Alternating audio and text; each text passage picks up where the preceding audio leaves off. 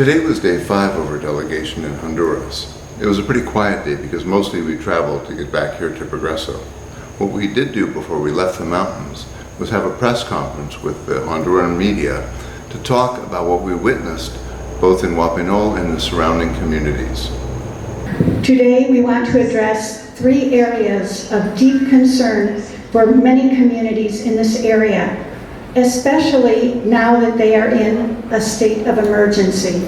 The first is the struggle for the rights for the land, to live on the land and to be able to feed their families, and the implementation of the Convenio of February 22nd, 2022. The second area, the struggle to defend the waters and soil of this region from contamination and degradation by illegal mining in the National Park Carlos Escaleras. The third point that worries us very deeply is the patterns of violence, threats, and persecution of those that are defending the people's right to their land, the right to defend their water and the environment, and the basic human rights of the citizenry. We met this week with representatives from many organizations and cooperatives within the agricultural platform, the Plataforma Agraria, and we visited communities that have struggled to recuperate their land that is rightfully theirs, for which they have titles and certified documents. This is land that is designated for land reform. They and many other communities and cooperatives have faced evictions, harassment, persecution, and arrests for living on land rightfully theirs, land that they need to live. We stand with the people, we join these communities in calling for the implementation of the agreement with the current government, El Convenio de February 22nd, 2022, that has been signed by Xiomara Castro and the Plataforma Agraria. This convenio outlines effective measures to resolve land distribution issues and to stop the evictions and decrease the violence against the leadership and the peoples in these communities. We call for justice in the people's struggle for their land rights. We have visited and spent time in communities deeply impacted by the mining project of Inversiones Pinares and the Ecotech factory, both causing huge environmental degradation to the communities of Sector San Pedro and Huapinol, but also have larger ramifications on other sources of water, extending all the way to the Caribbean Sea. Yesterday, we crossed the San Pedro River and saw the difference in color of that river from other streams not impacted by the mine. We listened to community members share their struggle to protect the National Park Carlos Escaleras and their sources of water. We heard the fear that still exists of persecution for their defense of the environment. We have learned of current threats on the lives of community leaders. We know that mining causes displacement as well as threats to water defenders, which can lead to migration north.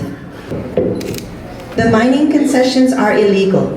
The communities never gave their permission. In fact, they were never even consulted and are still waiting for responses from the government of Xiomara Castro to their petitions on the cancellation of the mining concessions. We, as a group walking in solidarity, would like to learn more about who is investing in the mega project Inversiones Pinares and Ecotech, and why the interests of the company continue to come before the interest of the people of Honduras. Several of us were at the inauguration of the first woman president of Honduras and heard her declaration to cancel the mining concessions that were given. This gives us hope, but after our visit yesterday, we have not seen any movement. In fact, every day there is more destruction of the Carlos Escaleras National Park and harm in the water sources. We stand with Guapinol and Sector San Pedro in their calls to end mining and protect the environment. I'm now going to move to the third point around the protection of human rights. There is a long legacy of violence against land, territory, and water defenders in the Bajo Aguán. From the criminalization, as we have seen in the case of the Guapinol 8, to the threats and disappearances, as witnessed with the 5 Garifuna leaders disappeared over 2 years ago.